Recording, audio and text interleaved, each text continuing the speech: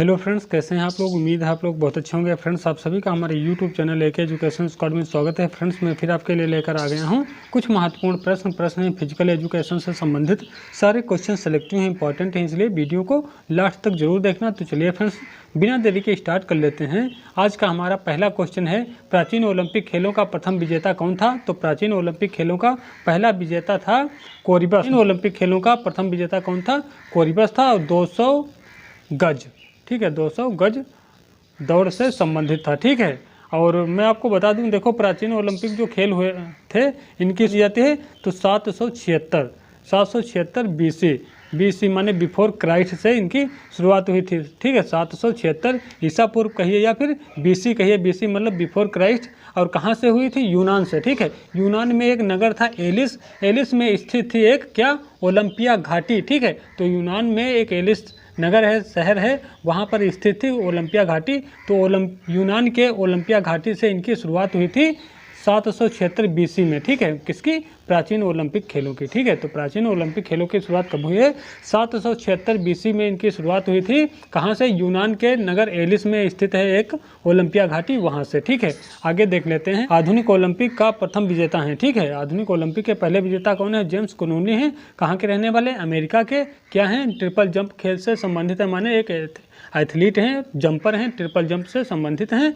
आधुनिक ओलंपिक खेलों की शुरुआत कब हुई? तो 6 अप्रैल, ठीक है, 6 अप्रैल 1896 से इनकी शुरुआत हुई थी।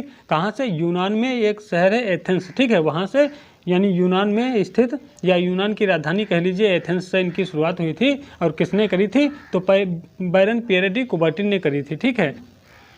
आधुनिक ओलंपिक खेलों की पहली महिला चैंपियन है। तो आधुनिक ओलंपिक खेलों की जो पहली महिला चैंपियन है वो हेलेन बार्बी है, ठीक है। हेलेन बार्बी जो है फ्रेंड्स, ये स्विट्जरलैंड की, ठीक है।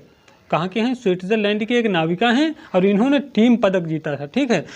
सॉरी, व्यक्तिगत पदक नहीं, टीम पदक जीता था। और कहाँ की रहने वाली हैं? ये स्विट्जरलैंड की रहने वाली हैं और नाव चलाती हैं, नाविका हैं, ठीक है। आगे देख लेते हैं प्रश्न नंबर 4। 2021 में स्वर्ण पदक किसने जीता था? तो ये नीरज चोपड़ा ने जीता था, ठीक है। किसने? नीरज चोपड़ा ने जीता था। और जो नीरज चोपड़ा है ये भाला फेंक से सम्मानित जेवलिन थ्रो से संबंधित हैं। और ये ओलंपिक में इन्होंने कितनी दूर फेंका था? तो 87.58 मीटर, ठीक है, 87.58 मीटर दूर भाला फेंक कर भारत को स्वर्ण पदक दिलवाया था। तो एकमात्र स्वर्ण आया था तो किसने लाया था? नीरज चोपड़ा ने लाया था, ठीक है। अब मैं बात कर देता हूँ, देखो टोक्यो ओलंपिक 2020-21 की, तो भारत जो था इसमें 48वां, ठीक है, क्या 48वां स्थान प्राप्त किया था। और कुल कितने पदक जीते थे? तो 7 पदक जीते थे, ठीक है। भारत कुल 7 पदक जीता था, जिसमें से गोल्ड कितने थे? गोल्ड था 1, ठीक है, गोल्ड 1 था, सिल्वर 2 थे। और जो ब्राउंज की बात करी जाए तो ये 4 थे, ठीक है। गोल्ड कितने थे? गोल्ड 1 था, सिल्वर 2 थे, ब्राउंज 4 थे। तो कुल मिलाकर भारत 7 पदक जीतकर 48वें स्थान पर रहा था, ठीक है। आगे देख लेते हैं, ध्यानचंद अवार्ड की शुरुआत कब हुई? तो 2002 से इसकी शुरुआत हुई थी। अंतर्गत कितने रुपए की धनराशि दी जाती है? तो 10 लाख रुपए की, ठीक है। कितनी? 10 लाख रुपए की धनराशि दी जाती है। किसके अंतर्गत? ध्यानचंद अवार्ड के अंतर्गत। और ध्यानचंद अवार्ड जो है इसकी शुरुआत कब हुई है? 2002 से इसकी शुरुआत हुई थी। यदि इनाम की बात करी जाए, नगद धनराशि की सम्मान स्वरूप धनराशि कितनी दी जाती है? तो 10 लाख रुपए दी जाती है। और ये जो खेल ध्यानचंद अवार्ड जो है, ठीक है, ये किस क्षेत्र में दिया जाता है? तो खेल के क्षेत्र में दिया जाता है। माने जो प्लेयर खेल के दौरान अच्छा करता है या फिर रिटायरमेंट माने सेवानिवृत्ति के बाद भी यदि वो खेल के क्षेत्र में अच्छा योगदान देता है तो उन लोगों को दिया जाता है। तो कुल मिलाकर कह सकते हैं कि खेल के क्षेत्र में ध्यानचंद अवार्ड दिया जाता है। और ये मेजर ध्यानचंद के नाम से पड़ा है ध्यानचंद अवार्ड, ठीक है। और इसकी शुरुआत 2002 से हुई है। इसके अंतर्गत 10 लाख रुपए की धनराशि दी जाती है और खेल के क्षेत्र में दिया जाता है ध्यानचंद अवार्ड। आगे देख लेते हैं प्रश्न नंबर 6। IOC के अध्यक्ष का चुनाव कितने वर्षों के लिए होता है? तो माने कहने का मतलब यही है कि IOC के जो अध्यक्ष होता है उसका चुनाव कितने वर्ष के लिए होता है? तो 8 वर्षों के लिए होता है, ठीक है।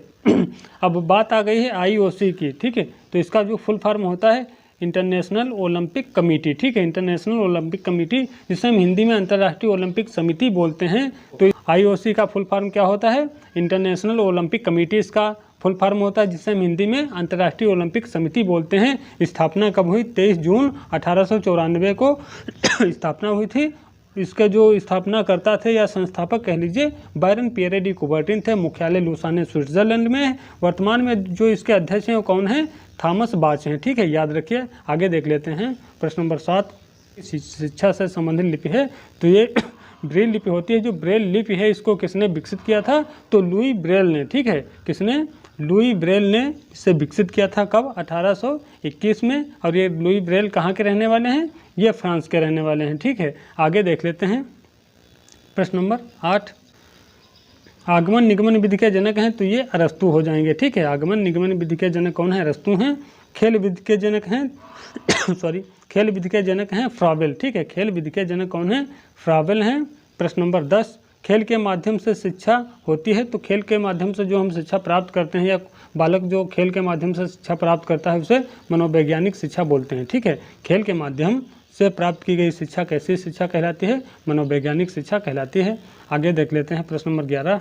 मैराथन दौड़ की दूरी कितनी होती है? तो ये 42.195 किलोमीटर। ठीक है, कितनी है? 42.195 किलोमीटर। यदि मील में बात करी जाए तो 26 मील हो जाएगी। ठीक है, 26 मील 385 गज हो जाएगी। ठीक है, 385 गज हो जाती है यानी यार्ड। तो यदि किलोमीटर में बात करी जाए तो 42.195 किलोमीटर। यदि मील में बात करी जाए तो 26 मील 385 गज हो जाएगी। और फ्रेंड्स मैं आपको बता देता हूँ ये जो मैराथन दौड़ होती है इसमें प्रत्येक 5 किलोमीटर पर क्या लगा होता है? रिफ्रेशमेंट स्टेशन लगा होता है। ठीक है, कितने? प्रत्येक 5 किलोमीटर पर। ठीक है, प्रत्येक 5 किलोमीटर पर क्या लगा होता है? रिफ्रेशमेंट स्टेशन लगा होता है। ये चीज़ याद रखना, पूछ चुका है परीक्षा में कई बार ये क्वेश्चन। ठीक है, और सारे क्वेश्चन फ्रेंड्स बहुत अच्छे लेवल के हैं। वीडियो अच्छा लग रहा है तो वीडियो को लाइक ज़रूर कर देना और साथ बाद में वीडियो के लास्ट में कमेंट भी कर देना। तो चलिए फ्रेंड्स देख लेते हैं आगे क्या है। योगा कर्मस कौशलम परिभाषा है तो ये है श्रीमद् भगवत गीता से। ठीक है, यदि ऑप्शन में ये वाला नहीं आता है तो भगवान श्री कृष्ण का नाम आ सकता है। तो इसलिए ध्यान रखना इस चीज़ पर कि योगा कर्मस कौशलम जो परिभाषा है तो श्रीमद् भगवत गीता भी हो सकता है ऑप्शन में। यदि ये ऑप्शन में नहीं आता है तो श्री कृष्ण का नाम उसमें दिया होगा। ठीक है, तो वो भी सही माना जाएगा। ठीक है फ्रेंड्स, और ये जो होता है फ्रेंड्स योगा कर्मस कौशलम पूछ लेता है कि योगा कर्मस कौशलम का अर्थ क्या होता है? तो इसका जो अर्थ होता है माने योगा कर्मस कौशलम माने योग करने से हमारे कार्य में हमारे कर्मों में क्या होता है? कुशलता आती है। ठीक है, योगा कर्मस कौशलम मतलब योग करने से हमारे कर्म हैं या जो हमारे कार्य होते हैं उनमें क्या आती है? कुशलता आती है। ठीक है, आगे देख लेते हैं। और मैं आपको बता देता हूँ योग से जुड़ी हुई कुछ चीज़ें देखो जो बहुत ज़्यादा हाईलाइट हैं या बहुत ज़्यादा परीक्षा में आती हैं। तो पहला नंबर तो यही हो जाता है कि योग किस धातु से बना है? तो योग संस्कृत भाषा की युज, कुछ इस तरीके से लिखा होगा युज। ठीक है, युज धातु से बना है। और योग का जो अर्थ होता है क्या होता है? मिलना या जुड़ना। और एक क्वेश्चन और पूछता है कि योग का पितामह किसे कहा जाता है? तो महर्षि पतंजलि को कहा जाता है। और प्रत्येक वर्ष योग दिवस कब मनाया जाता है? माने योग दिवस का मतलब विश्व योग दिवस की बात कर रहे हैं। तो प्रत्येक वर्ष विश्व योग दिवस जो है वो 21 जून को मनाया जाता है। और इसकी शुरुआत मनाने की 21 जून को मनाने की कब से हुई है? 2015 से हुई है। इसकी मनाने की शुरुआत कहाँ से हुई है? हमारे प्यारे भारत देश से हुई है। ठीक है, कहाँ से? भारत देश से हुई है। ठीक है फ्रेंड्स, प्रश्न नंबर 13।